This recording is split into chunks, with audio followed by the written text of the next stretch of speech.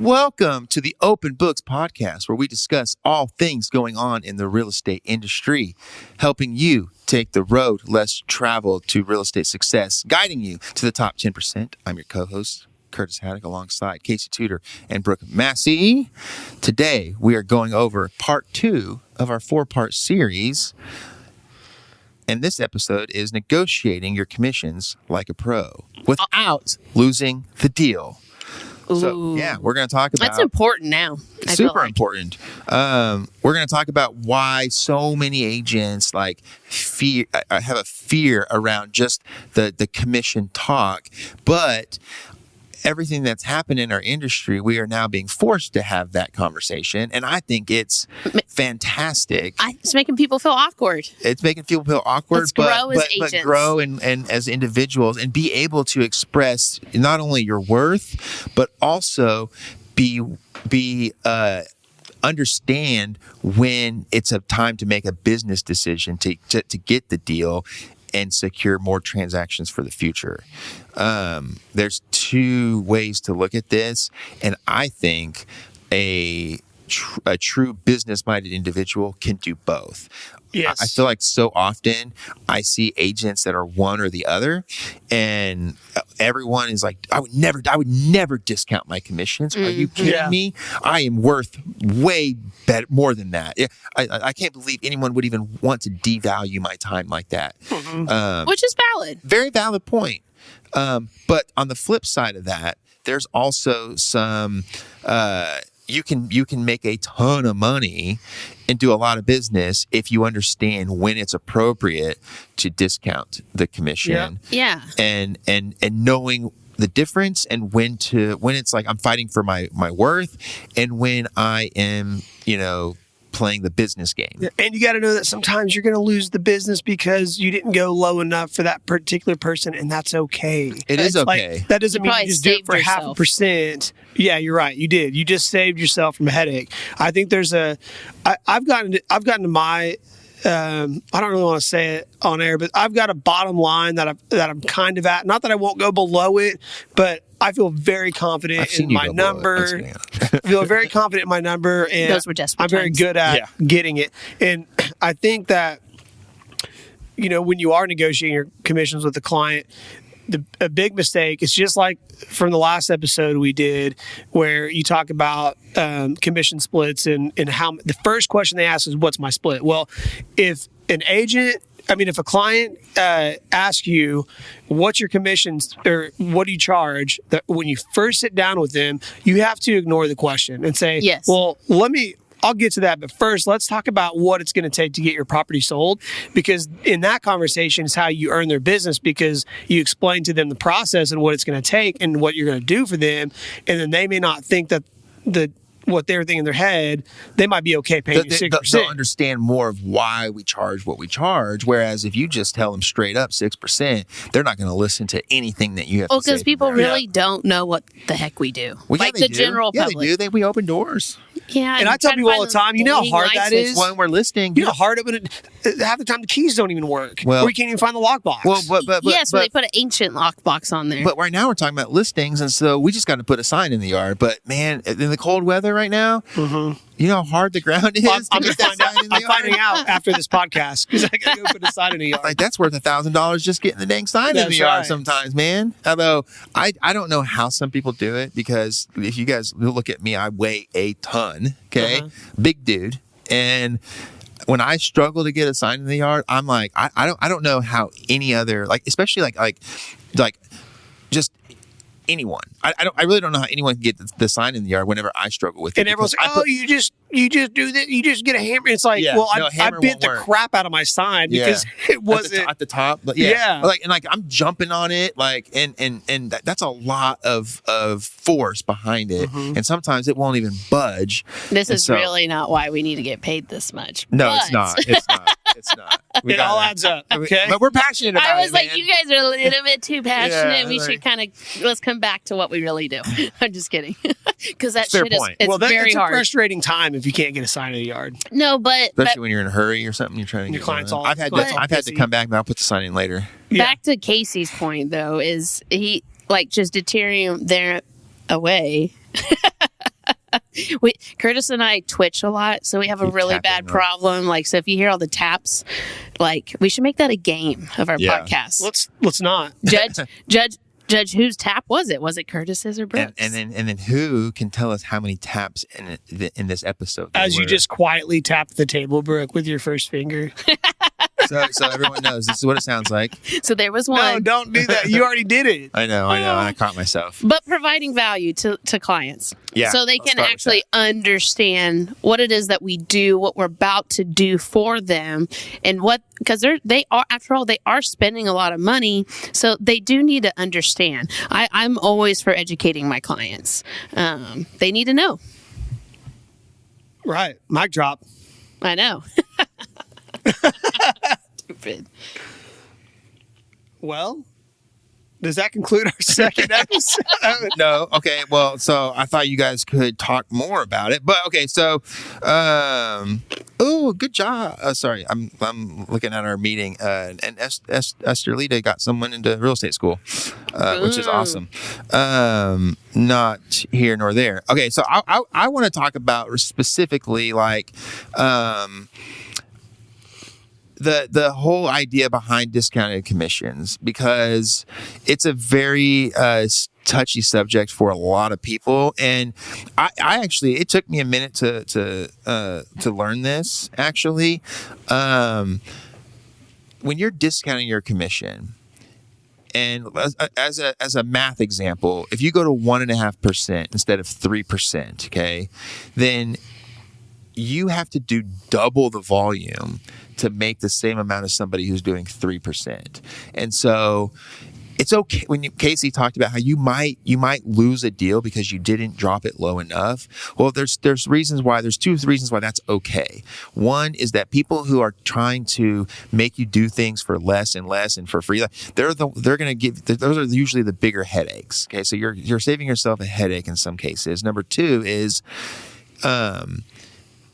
why would you want to do twice the amount of work to make the same amount of money on when you could get, if you could get 1 out of, 10 deals at the full 3% versus getting, 2 out of 10, Yeah. I mean, you have to do twice the amount of work for the same amount of pay when you start discounting your commissions. So that's one reason why you should fight for your value. Know what you bring to the table and get and negotiate what you're worth and what you put into each transaction. Now, you're the professional. Yes. You got to be confident in that. So many people get so scared and intimidated by confronting someone, but if you want to make more money, you got to know your value and be confident about it. And you're going to be competing against people where the sellers are going to say, well, so-and-so said they'll do it for 1%. Okay, well, go. That's an objection. Learn how to overcome it.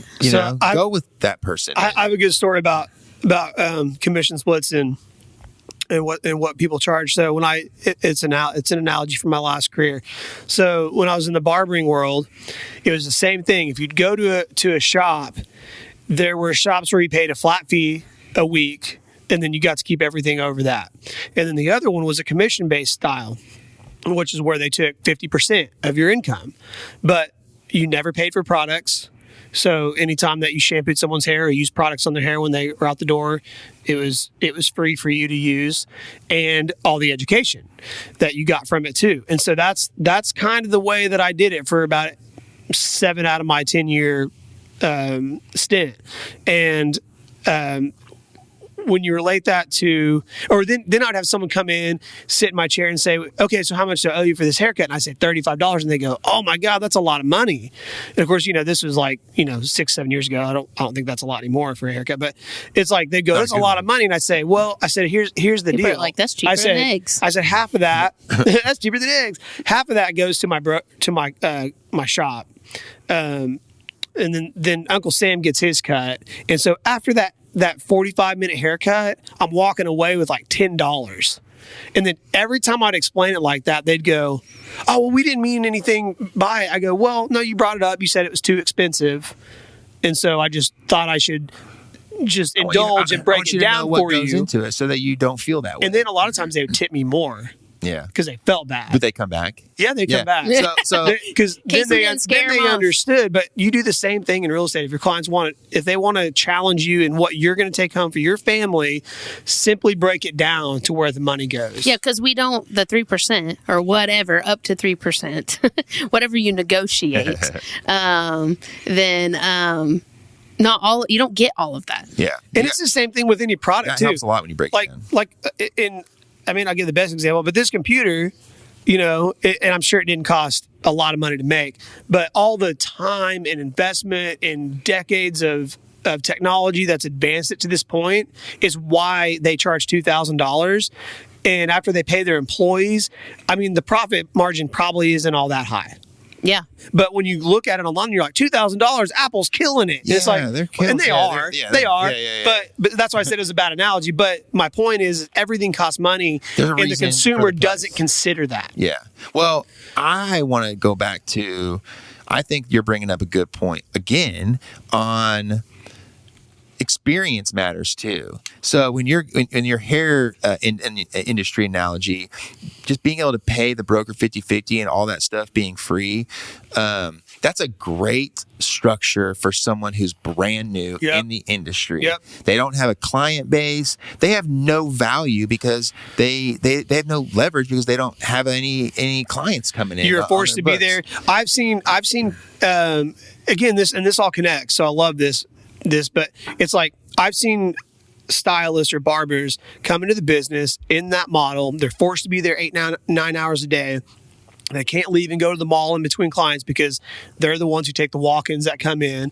And so I've seen them build up a business this way, switch to the booth rent model, and then within 6 months, their entire business is gone. Yeah. Because every time they have a hole or anytime they don't feel good, they just They don't cancel make their whole day. Yeah. Try to move people around, and people got sick of it. Yeah. And I saw, dozens of people do this. But so people either they do it too soon, right? Or they there's people who need that structure. They need to be forced to be there. Yeah. And the point I'm making though is also like as you build up your clientele, as you get experience, you can demand more for your time.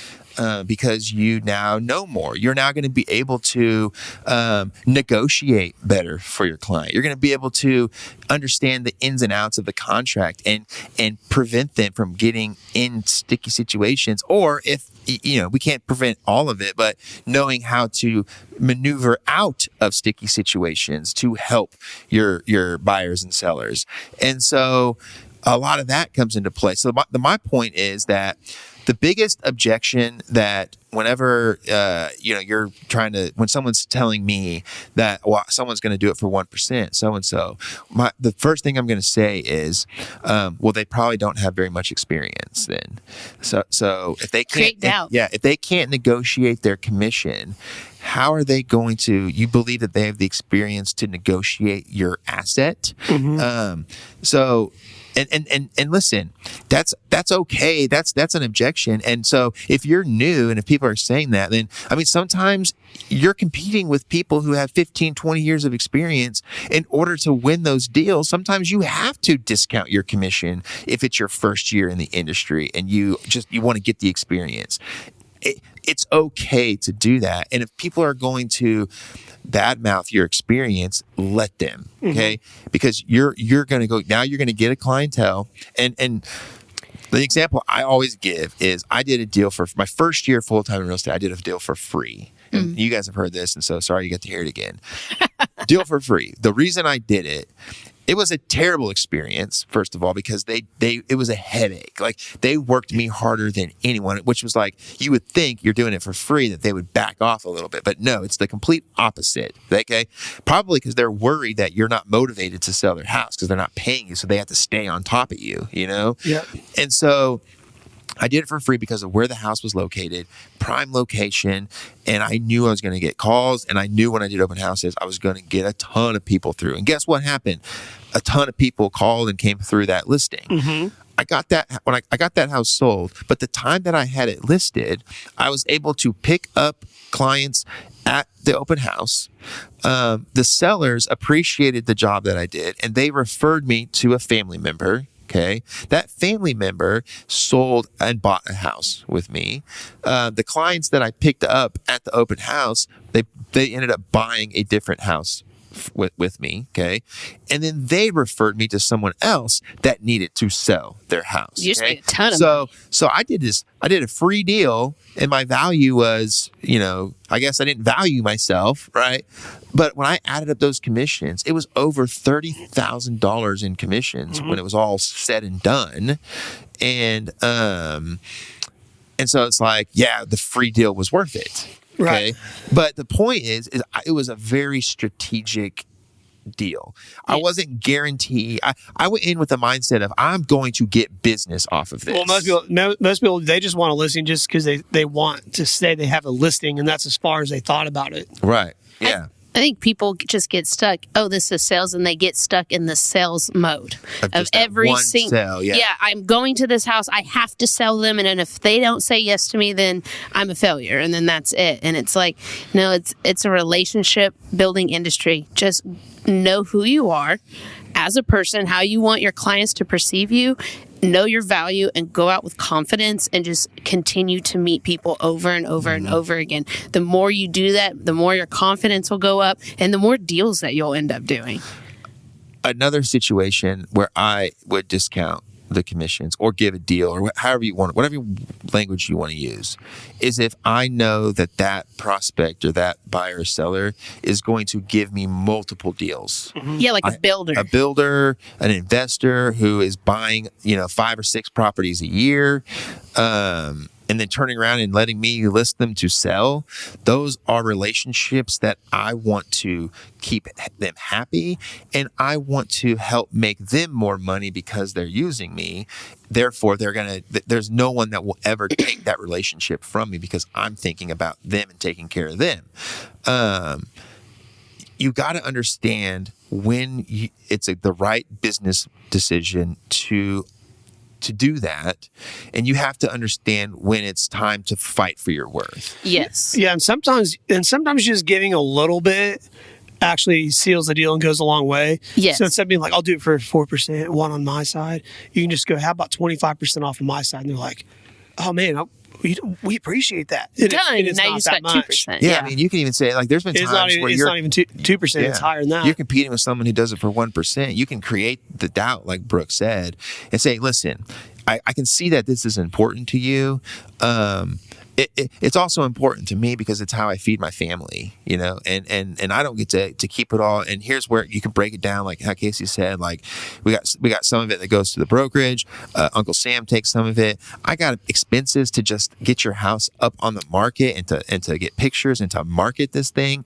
And so with what I walk away with versus the time that I have in it, it ends up not being as much as people think. Mm-hmm. So I am not going to discount it for that 1% because the only reason that person is doing it is because they don't have the experience to see how much they actually are walking away with for the time that they're putting into it. Mm-hmm. Therefore, I can't do it. And if you want someone with my experience negotiating the sale of your house, then this is what I charge. Now, I can see it's important to you, but I wouldn't, you don't even say 25% off because that's still 25% off of 3% is what? That's 75 basis points. Mm-hmm. So now you went down to 2.25. You could probably get away. Look, I'll take it down to 2.75. They just want to know it came down. They just want to get a deal. So I love clients that want to support you. So I just had a guy, we closed on a house like 6 months ago, and then he just got a call saying, hey, we have a job opportunity for you in Pittsburgh.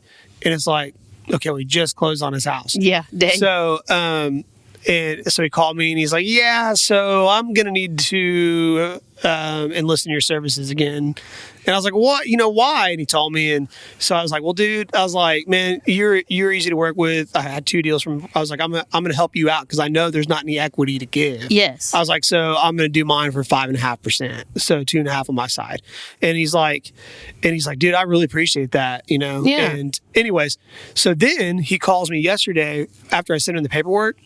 And he goes, I see that you discounted your services, and I appreciate that, but I don't want to do that. Oh. Oh, He says- nice. He says, I want to give you 3%. Wow. And I was like, dude, why are you so nice? You know? And he's like, because I think I have enough equity to make this work. And I think, and he's like, I appreciate, you, and you work hard and you answer your phone. You made a good relationship with that individual. He saw your value, like you said. And it's like, he appreciated the gesture. Yeah. That happened to me last year. My big one deal I did. That's Man, deal I did everything. All my people are Something like happened. sweet, and they always take it from Yeah. me. So And they most of the time don't appreciate it. she argued for the discount, so I had to drop the commission to make it work, and but because of everything that I did throughout the transaction, You need to listen to this podcast so When you can learn to negotiate your worth. Yeah. No, I'm kidding. Yeah. When it was all said and done, I didn't discount it. I did like what you did. It was a 0.5%. When it was all said and done, after all the time and stuff I put in, she called me like 2 weeks before and she said, now listen, I know that we talked about this, but I want you to you're going to get your full 3%. Wow. I'm going to make sure you get your full 3%. That's cool. And so, Same story. Yeah, same exact thing. So, There it's really great. is It's good great. people in It's the great world. when people. I know, and we forget that because there's so much bad that. Well, because happens. most people are like, you better discount or I'll find the next agent. It's just a game. Well, Yeah. it's because Yeah. there's it's so hard to do already. Everyone's coming after us. What's your split? What's your spread? Blah, blah, blah. All this stuff. And then now. It's all about me, mine. And it's like, and instead then. of serving people. And yes, and then we go to get paid and we do all this value, and then people are still unhappy, and they're like, "Let's take this money away." And Listen it's to this. This is bull. So yesterday, I did a final walkthrough for a client, and we get there, and the seller hasn't lived there for months. They already moved, and we come there, and the basketball goal's like bent. Clearly, some kids were hanging on. Was this it goal. bent before? No. Okay.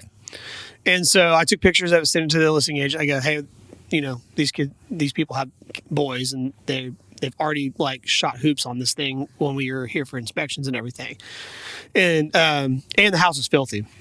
So this is what I can't stand about people.